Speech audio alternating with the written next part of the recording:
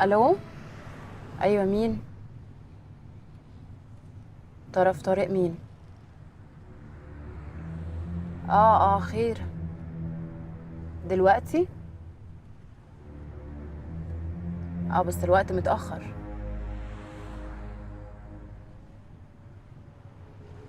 طيب ابعتلي لوكيشن على الواتساب وانا هجيلك. اوكي. باي.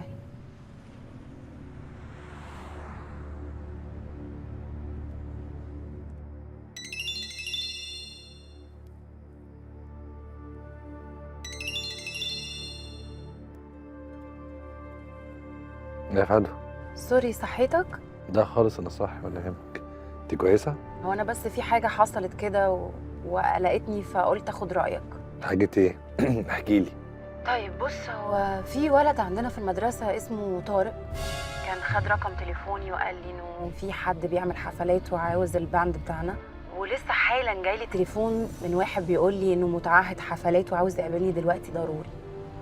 وانا بصراحة قلقت فقلت اخد رأيك. رايي ايه؟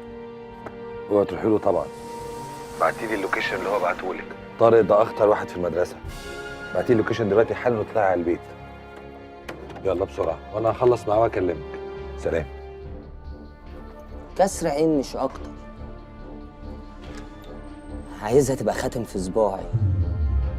وبعدين يا اسطى ما هي مصلحه وهتقضيها وهتاخد عرقك، تمام؟ طالما هتدفع يبقى تمام. احبك. بيتمس على الشقاوه. يا اهلا يا اهلا يا اهلا. انت تاني؟ صدق كنت فاكرك انصح من كده ودريان. كمين كمين وحركات بلدي ومفقوسه. ده بقى الرخ اللي هينفذ المهمه. طب يا سيسكو، اطير انا. طير يا خطير. في حوار بينا. وانت عايز مني ايه؟ مالك ومالي؟ ما تسقطني يا عم من على دماغك شويه. وانا لو سقطتك من دماغي هتسقط من الشجره كلها. انا حميتك 3 مرات. مره وقت تسليم الامتحانات وكان ممكن تترفد فيها، ومره يوم الحفله وكنت هقدر اسجنك. دلوقتي بقى حوار فدوى. عايز ايه من فدوى؟ واللعبه دي عايز توصل منها لايه؟ بص انا مش فاهم انت بتتكلم عن ايه بالظبط، بس عامه انا ماليش دعوه بكل ده.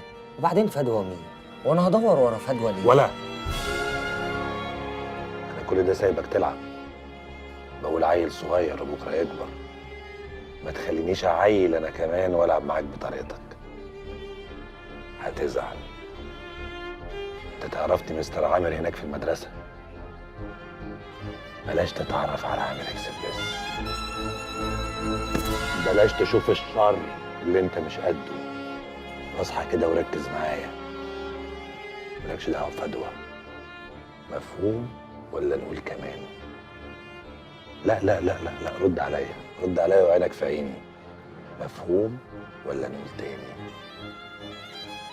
مفهوم. جود بوي. يلا قوم طير في السرب مع الرخ. حل على سربك.